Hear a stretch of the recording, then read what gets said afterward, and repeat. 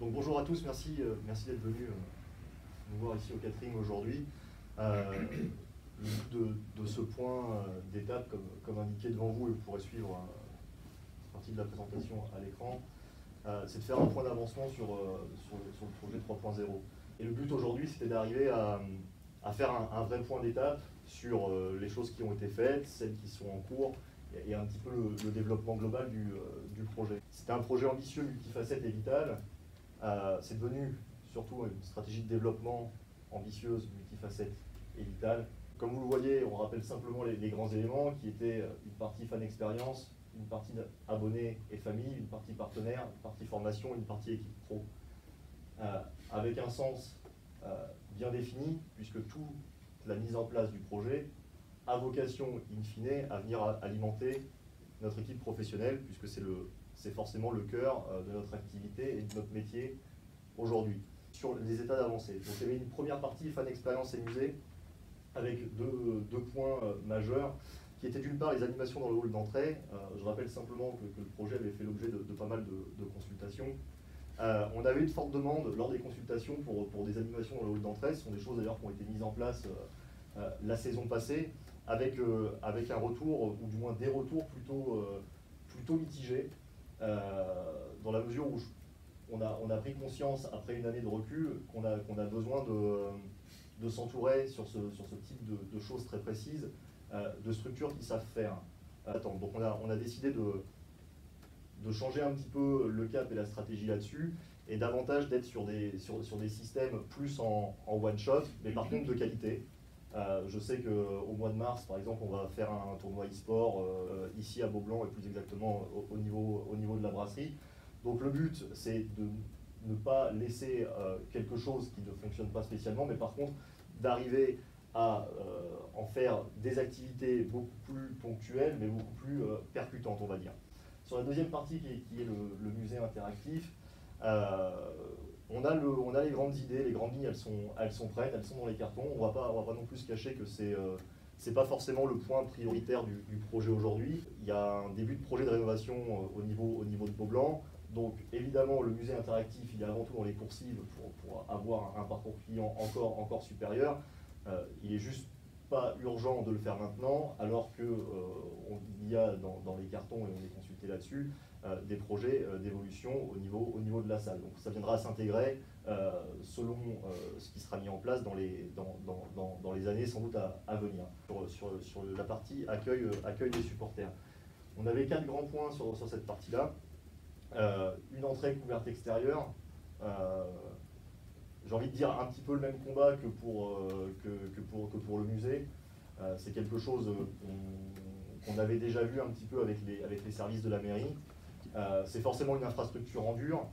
Là aussi, ça dépendra des projets de rénovation, des plans qui pourront être faits pour pouvoir être sur quelque chose qui est quand même important, puisque on habite à Limoges, et malgré le climat qu'on a eu ces derniers temps pour un mois de février plutôt agréable, c'est pas complètement la réalité. On reste un sport de salle, mais un sport majoritairement d'hiver.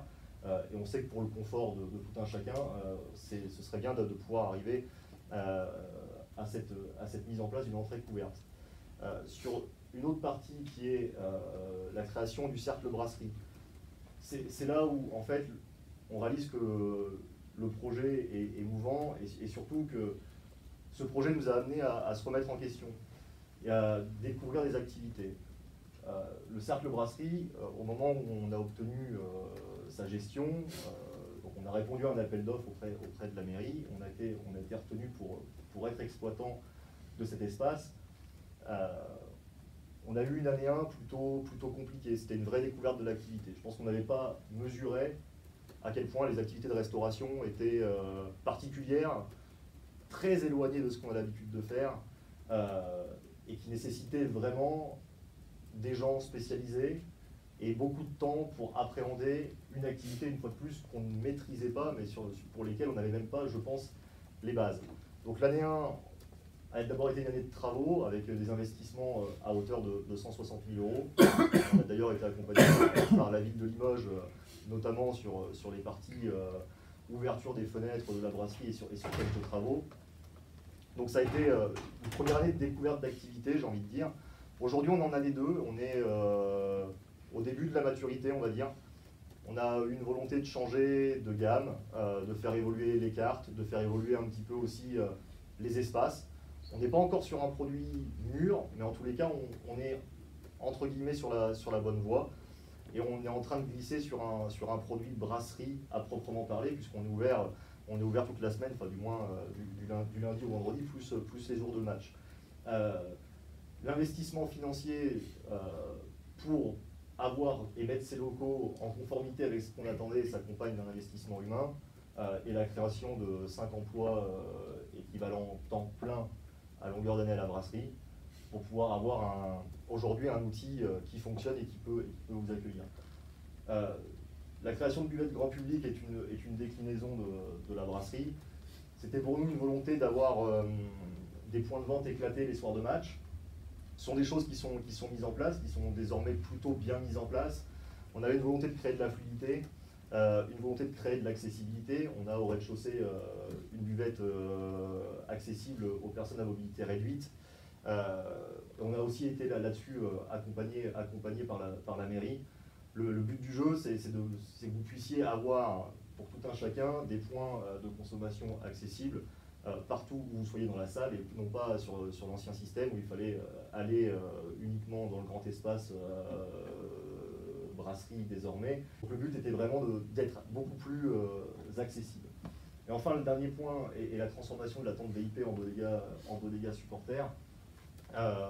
Évidemment, c'est un élément qui n'est pas mis en place à ce jour, puisque notre VIP, tel que vous le connaissez, se passe justement dans cette tente et reste aujourd'hui exclusivement en VIP.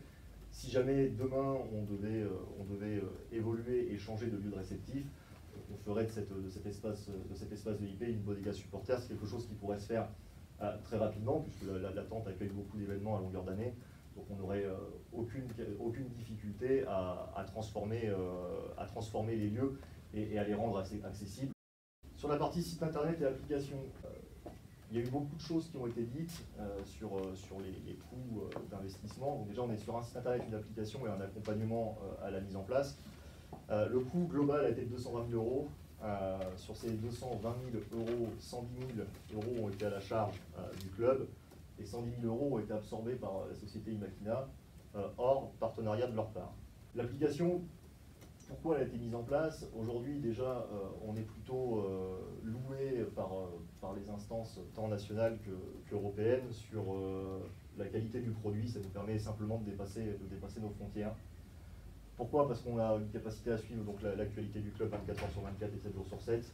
Le deuxième but majeur, c'est de faire vivre une expérience stade à tous les fans, par différents, là aussi, contenus, ou même si jamais vous n'êtes pas à vos blancs, vous pouvez quand même avoir accès à différents éléments. Donc doper l'engagement des fans avec la mise en place d'une gamification, c'était peut-être le côté, entre guillemets, le plus innovant de l'application. Donner la possibilité aux fans d'être VIP et de vivre son club de l'intérieur, c'est le principe des contenus premium. Donc l'application devient aussi la carte abonnée du 21e siècle et elle permet de générer des revenus. Juste pour être parfaitement transparent, les supports digitaux aujourd'hui permettent de générer 65 000 euros hors taxe de revenus supplémentaires. On est sur 15 500 téléchargements, dont 6 000 abonnés premium. C'est un taux d'abonnés premium qui est très conséquent par rapport à ce qui se fait habituellement. On a donc des affluences dans l'app à hauteur de 2200 fans les soirs de match. Et donc on a un retour utilisateur avec une note de 4,3 sur 5 qui prouve une satisfaction. On travaille avec une autre société qui s'appelle Sport Infinite, donc qui n'a rien à voir avec une application ou un site internet. Le but avec Sport Infinite, c'est de rattraper un petit peu le retard que le club a sur différents points. Demain, le principe de Sport Infinite, c'est que la carte d'abonné puisse permettre aussi d'être une carte de paiement dans les différents espaces du club, que ce soit à la boutique, à la brasserie. Ça doit nous permettre également d'avoir un système CRM, j'allais dire renforcé, mais même pas, puisque aujourd'hui, on n'en est même pas au début d'un système CRM, on est encore assez empirique là-dessus. Sur les abonnements et la partie billetterie, je vais distinguer entre Tribune Famille et CSP Kit d'une part et les membres privilèges d'autre part. Tribune Famille, Tribune CSP Kids, c'est un petit peu ce que je vous disais en préambule pour l'organisation du hall d'entrée. Ça a été une réelle demande lors de consultations. On l'a mis en place, on a eu un taux d'adhésion très faible, partant du principe qu'en fait, il y avait beaucoup d'abonnés qui nous avaient demandé ce système-là, mais qu'in fine, au moment où on leur a proposé la Tribune Famille, ils avaient très peur de perdre leur place dans Maublanc. Et en fait, on n'a pas eu ce déversement auquel on pouvait penser et qu'on envisageait. Donc on a un petit peu le même combat que pour les jeux d'arcade. Au lieu de pérenniser le système à l'année, on est désormais plus sur des opérations ponctuelles pour attirer les familles ou pour attirer les enfants. Je dirais les deux vont sans doute de pair. Et notamment avec des partenariats où on arrive désormais à faire des événements très spéciaux sur 1 ou 2 matchs. Et ce sont des choses par contre qu'on aura tendance à développer puisque autant à l'année l'adhésion ne semble pas une réussite, autant sur des parties ponctuelles à 2-3 matchs dans la saison, on a aujourd'hui des bons retours qui nous encouragent à continuer dans ce sens-là. Sur les abonnés membres privilèges, donc c'est un produit qui commence un petit peu à dater, qu'on a mis longtemps à consolider.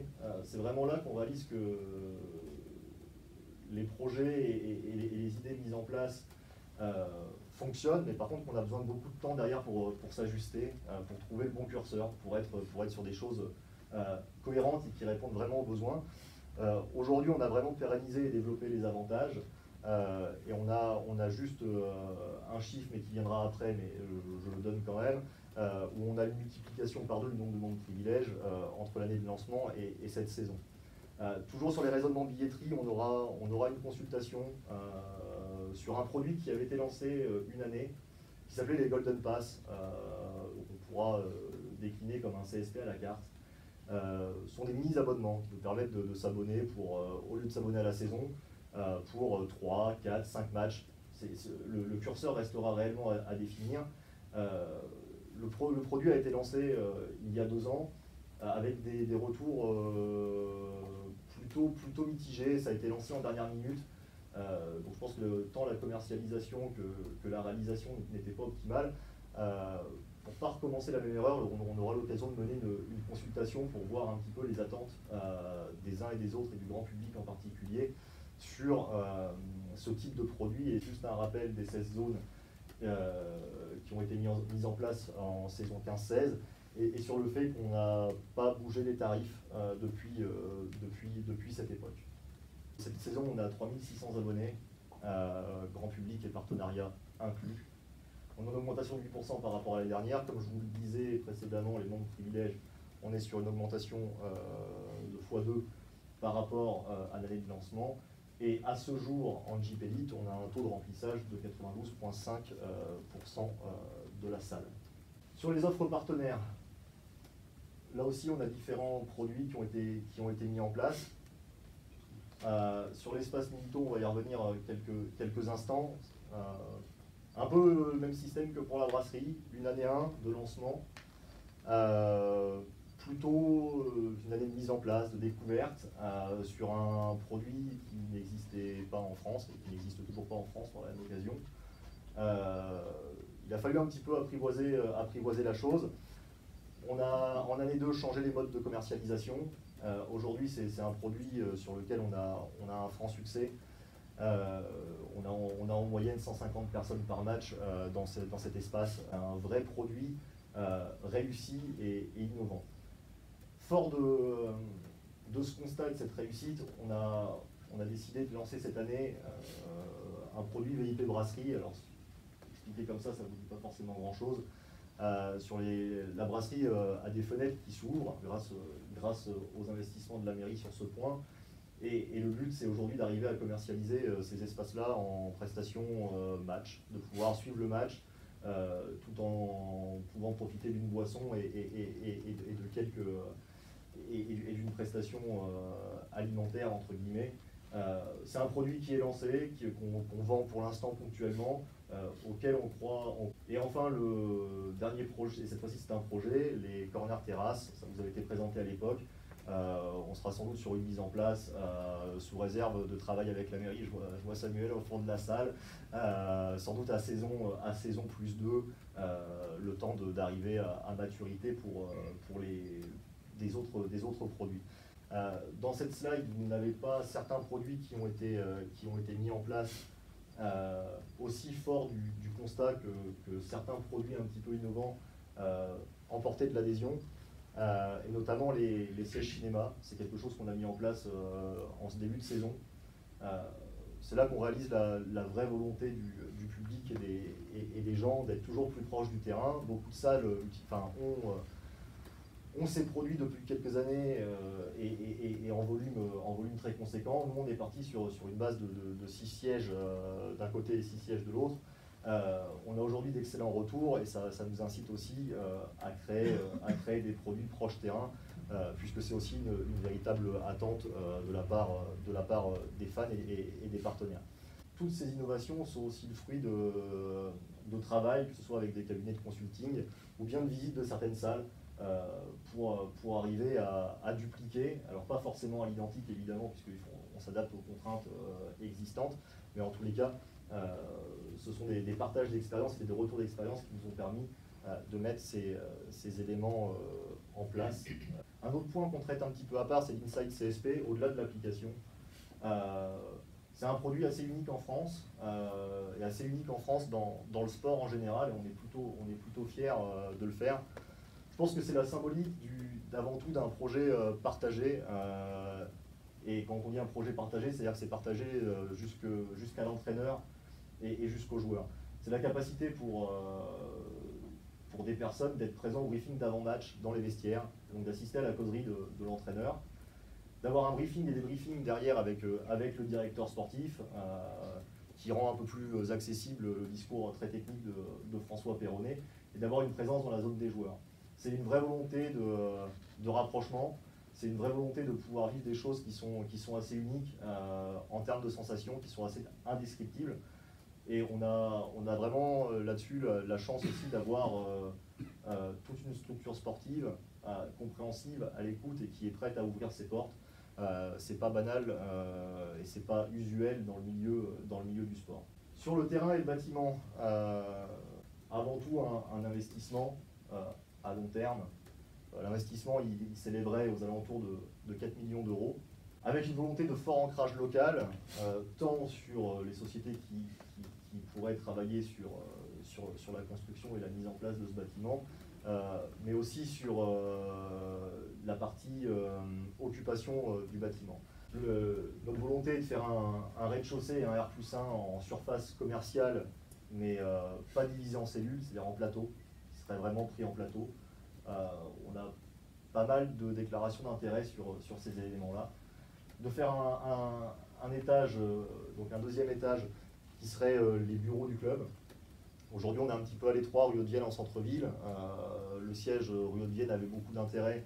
À l'époque, on avait la boutique. Maintenant qu'elle est délocalisée rue Ferry, on n'a plus trop d'intérêt à être en centre-ville comme ça, surtout dans des locaux qui sont désormais un peu exigus par rapport à la structure.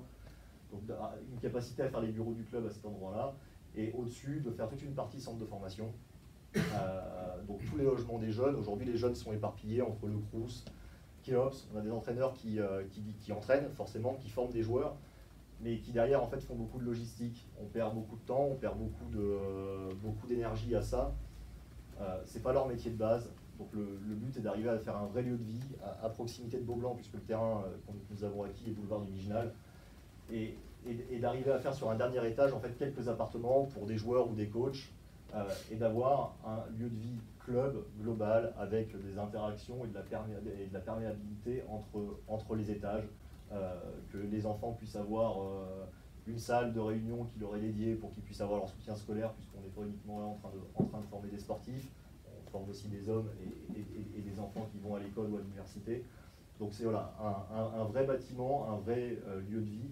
Le projet il est finalisé, il est en attente de validation. Évidemment, du fait de l'actualité qu'on peut avoir aujourd'hui d'un point de vue juridique et judiciaire, on a forcément beaucoup plus de ralentissement pour valider définitivement ce projet. On arrive plus sur les deux parties sportives. On va commencer par le centre de formation, avec un organigramme et une organisation modifiée au fil du temps. Aujourd'hui, on a un centre de formation qui comporte 2 salariés, dont une directrice. C'était la dernière pierre, ou du moins une des pierres majeures à apporter à l'édifice. Le centre de formation de tous les clubs français se professionnalise. Nous avons commencé à vraiment le structurer en volume il y a désormais 3 saisons. Donc la mise en place d'une directrice salariée était une étape supplémentaire. On a une deuxième salariée hors sportif et hors terrain évidemment qui est une surveillante pour les jeunes, puisque nous accueillons de plus en plus de mineurs et c'est le but, puisque comme vous le voyez en deuxième point, on travaille sur une politique cadet renforcée. Pourquoi? Parce qu'aujourd'hui on considère qu'on a besoin de prendre les joueurs plus tôt, de les intégrer plus vite à Limoges, qu'ils passent plus de temps dans notre centre de formation, qu'ils aient plus de temps d'intégrer les principes de jeu, et qu'ils aient surtout plus de temps de s'imprégner de la culture limougeaude. Aujourd'hui, faire du recrutement en espoir sur des joueurs de dernière année, on l'a fait par le passé. C'est un peu onéreux, surtout c'est sans aucun retour, puisque ce sont des joueurs qu'on est forcé de libérer à la fin de la saison. Alors ça nous permet d'avoir des résultats peut-être un peu meilleurs à très court terme dans le championnat espoir, mais en tous les cas, à long terme, ça ne porte pas ses fruits. Donc le but, c'est que l'ensemble de la structure du centre de formation, qui comporte une vingtaine de personnes, travaille sur du long terme, travaille sur des jeunes joueurs qu'on est en mesure de former, de garder, de voir évoluer, de faire grandir, et pourquoi pas à terme que certains d'entre eux puissent intégrer notre équipe professionnelle. C'est aussi le but de ce système, puisqu'on travaille dans ces conditions, puisqu'on est sur des joueurs cadets, sur des joueurs qui ont un profil JFL, même si jamais ils sont de nationalité étrangère. On a 2 exemples aujourd'hui, on peut citer les noms, qui sont Yasmin Mambo, qui est un jeune joueur qui vient de Suisse, qui est là depuis l'an dernier, et qui, à l'âge adulte, sera considéré comme JFL, et d'un autre joueur qui a intégré le centre de formation cette année, qui s'appelle Youssef Kayat, qui est un cadet première année, qui dans les mêmes conditions pourrait être un joueur JFL, et qui pour la petite histoire a fini, et tu me diras jamais je me trompe Olivier, mais MVP du tournoi Asie-Pacifique dans sa catégorie d'âge. Et enfin, le dernier point, le centre de formation appartient donc à la SASP. Aujourd'hui, on veut arriver à développer le centre grâce à des partenariats propres. Aujourd'hui, on a beaucoup de partenaires et on s'en félicite au niveau de la structure pro. On commence à avoir des sollicitations et en parallèle, on travaille des produits pour avoir également des partenaires propres au centre de formation. Alors, on est forcément sur des choses complètement différentes, mais on a aujourd'hui quelques sociétés qui retrouvent dans leur ADN l'esprit formation, tant sportive qu'humaine, qu'on défend jour après jour pour notre centre. Enfin, sur l'équipe pro, c'était une des annonces phares du projet 3.0, à savoir la création d'un poste de directeur sportif. Donc c'est quelque chose qui a été fait. Sous l'impulsion du directeur sportif, il y a eu un renforcement fort de la structure encadrante. Et on est même allé un petit peu au-delà de ce qui était prévu, puisqu'à l'époque, lors de la présentation du projet, le but était de mettre en place donc, un directeur sportif, avec en dessous de lui un entraîneur, un ou des assistants, un préparateur physique et un coach mental. On allait un peu plus loin dans la démarche, avec la mise en place d'un entraîneur individuel, pour la première fois cette saison. C'est un vrai vecteur de développement pour nous, c'est un vrai atout pour attirer des joueurs, notamment des jeunes joueurs, on y viendra juste après. Donc on a un petit peu dépassé le projet initial, et une chose est certaine, on ne reviendra pas en arrière sur ce point-là, puisqu'aujourd'hui les joueurs, tels qu'on les a et tels qu'on les identifie dans nos projets de recrutement, sont demandeurs et sont en attente de capacité de travail individuel, et ça nécessite une personne avec les compétences à temps plein. Le point suivant qui a été mis en place, c'est le développement de passerelles avec le centre de formation. Le but, c'est de ne pas être sur un fonctionnement hermétique. Le centre de formation et les pros ne doivent pas être dos à dos, c'est pas possible. Au contraire, on doit travailler de façon cohérente. C'est pour ça que le directeur sportif a aussi un rôle sur le centre de formation. C'est pour ça que les entraîneurs ont aussi un rôle sur le centre de formation, et de même pour le médical. Le but, c'est d'avoir des passerelles, des imbrications, et de faire en sorte que nos jeunes joueurs également puissent bénéficier des meilleures conditions et des conditions de l'équipe professionnelle. Toute cette organisation nous permet une chose évidemment, et c'était la volonté affichée lors de la présentation du projet également, c'est d'attirer les meilleurs JFL.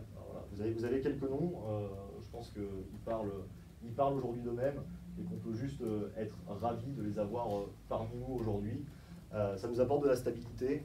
Si jamais on fait juste un bilan sportif rapide, et je ne serai pas très bon là-dessus, on a fini 4e la saison passée, on a atteint le top 16 de l'Eurocoupe. Cette saison, on revient à nouveau au top 16 de l'Eurocoupe, malgré un début de saison plus que compliqué. Le top 16, on y a plutôt bien évolué sur une poule estampillée Euroleague. Il y avait, à mon sens, un niveau supérieur à celui de l'an passé. Et on voit que l'équipe progresse. On voit que la stabilité et l'expérience en Coupe d'Europe sont deux éléments majeurs pour espérer demain avoir des ambitions encore plus grandes.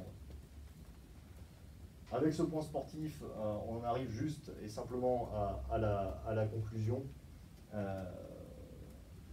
peut se résumer en trois grands points. La première phrase, c'est pas moi, elle sort pas de moi, elle sort de différents séminaires, colloques ou consultations qu'on peut avoir, où les clubs qui investissent uniquement sur le parquet sont les clubs qui disparaîtront demain. C'est quelque chose aujourd'hui qui doit vraiment prendre au compte de nos réflexions. Alors ça ne veut pas dire qu'il ne faut pas investir sur le sportif, d'où le deuxième point de conclusion, à savoir qu'il faut une progression équilibrée entre le développement sportif d'une part et la structuration du club, mais les deux doivent avancer en même temps et selon les mêmes critères et les mêmes canons. Si jamais l'un va plus vite que l'autre, on risque à un moment donné d'avoir un déséquilibre qui sera très compliqué à rattraper. Et toute la politique de développement mise en place nous permet d'espérer se pérenniser en Eurocoupe, puisqu'il ne faut pas se faire d'illusions. Au-delà du critère sportif de l'Eurocoupe, il y a avant tout un critère de projet. Il y a un cahier des charges qui est assez lourd, qui se développe au fur et à mesure des années. Et aujourd'hui, pour espérer continuer à défendre nos chances et à pouvoir participer à cette compétition, on se doit absolument de continuer à travailler dans ce sens-là et d'être entre guillemets vendeur pour ce type de compétition qui ne se préoccupe pas uniquement de la réalité du résultat sportif. Voilà pour la présentation synthétique. Merci beaucoup. Merci.